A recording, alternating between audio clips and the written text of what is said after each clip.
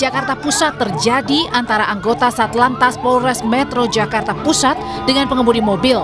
Berawal dari polisi yang mencoba memberhentikan sopir yang sudah mengemudi lawan arah. Bukannya memberhentikan kendaraan, sopir justru melaju makin kencang.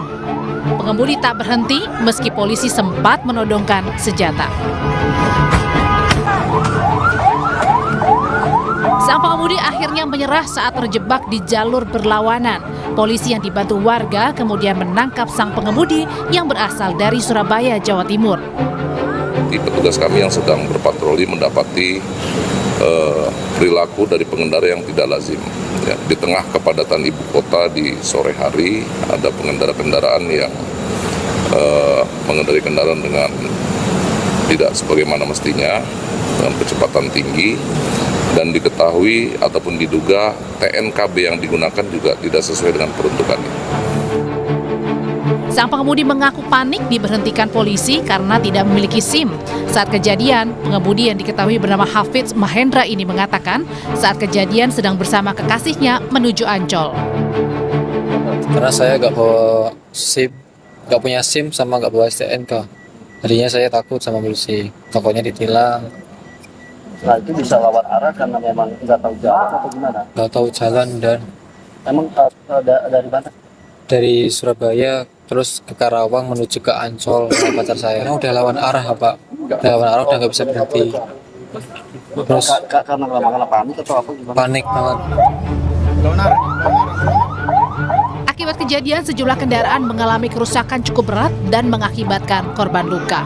Polisi saat ini masih memeriksa sang pengemudi. Tim Liputan, Kompas TV.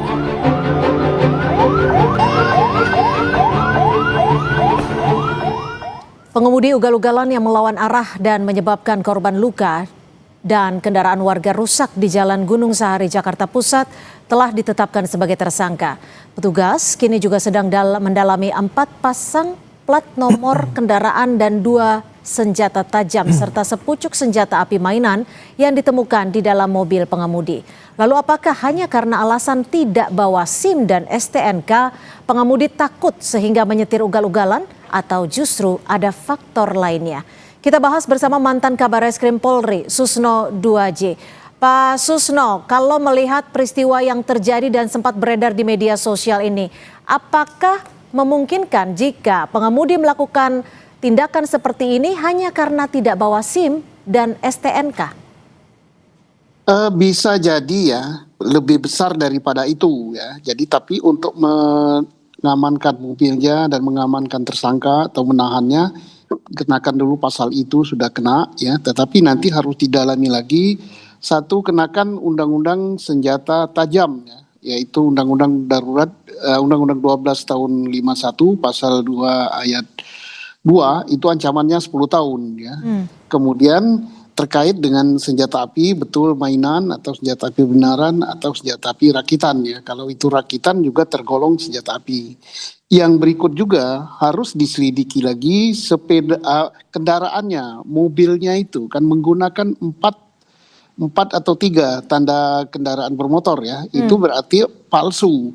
Nah kalau palsu dan dia katakan tidak bawa STNK, jangan-jangan ya kendaraan juga adalah hasil kejahatan, kendaraan curian, maka dia bisa dikenakan juga, yaitu entah sebagai pelaku pencurian kendaraan, entah sebagai penada, entah sebagai apa, didalami juga. Nah kemudian penggeledahan di dalam mobil harus lebih teliti lagi. Lebih teliti di jok, kemudian di semua tempat yang memungkinkan kemungkinan ada menyimpan senjata api atau menyimpan barang-barang terlarang seperti narkoba, itu harus lebih teliti lagi. Jadi tindakan dari Polri, lalu lintasnya disidik, kemudian kriminalnya juga disidik.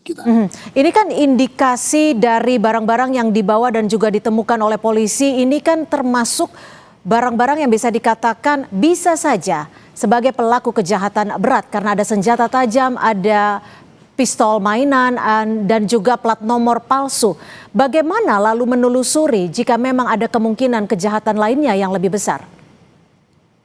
Pertama ditelusuri dengan identitas daripada pelaku ya, baik yang kekasihnya yang perempuan maupun si driver sendiri. kan dari datanya bisa diungkap gitu, apakah dia adalah orang yang termasuk di dalam DPO, apakah yang bersangkutan adalah residivis, apakah yang bersangkutan adalah anggota dari sesuatu geng atau apa, itu bisa di situ. Yang kedua, bisa juga diselidiki dari kendaraannya. Kalau kendaraannya memang itu bodong istilahnya, nggak punya STNK, nggak punya plat nomor yang benar, tidak punya BPKB, itu berarti kendaraan gelap. Nah, gelap itu apakah hasil dari pencurian atau hasil dari kejahatan apa? Dia sudah kena di sana. Terus senjata api bisa senjata tajam. Senjata tajam itu berdasarkan Undang-Undang Nomor 12 Tahun 51 membawa, menyimpan, menggunakan, menyalahgunakan, memasukkan ke luar dan ke dalam Indonesia, memperjualbelikan, itu bisa kena dia ya. Apalagi digunakan di dalam kejahatan. Ancaman hukumannya itu 10 tahun. Tapi Pak Susno, kalau melihat dari video rekaman yang sama-sama sudah beredar di media sosial ini, apakah kemungkinan apa saja yang bisa dilakukan oleh tersangka ini untuk kejahatan lainnya? Karena kalau dilihat dari faktor psikologis umur, sebenarnya sudah cukup usia untuk mengendara dalam kondisi baik seharusnya. Ya, kalau memang betul hasil daripada pemeriksaan bahwa yang bersangkutan tidak dalam keadaan mabuk, tidak dalam keadaan mengkonsumsi narkoba, maka harus diperdalam lagi kenapa dia sampai melakukan ugal-ugalan nekat sedemikian. Gitu. Berarti ada sesuatu yang dia sembunyikan. Karena melawan arah, melihat kendaraannya kan berlawanan arah, kemudian menabrak kendaraan lain, kemudian mobilnya mundur menabrak orang lain juga, berarti itu ada sesuatu hal yang dia sembunyikan, bukan karena takut karena ditilang, bukan karena takut dengan polisi yang memberhentikan dia, berarti ada sesuatu. Makanya pemeriksaannya harus lebih mendalam lagi. Oke, ada sesuatu yang lebih besar yang kemungkinan saja disembunyikan oleh tersangka. Terima kasih mantan Kabar Eskrim Polri Pak Susno Duaji sudah berbagi perspektif di Kompas Petang. Selamat sore Pak Susno. Selamat sore Mbak Cynthia. Usai jeda saudara, orang tua ABK Fandi Ramadan yang dituntut pidana mati kasus peredaran sabu 2 ton mendatangi Komisi 3 DPR untuk meminta keadilan bagi anaknya.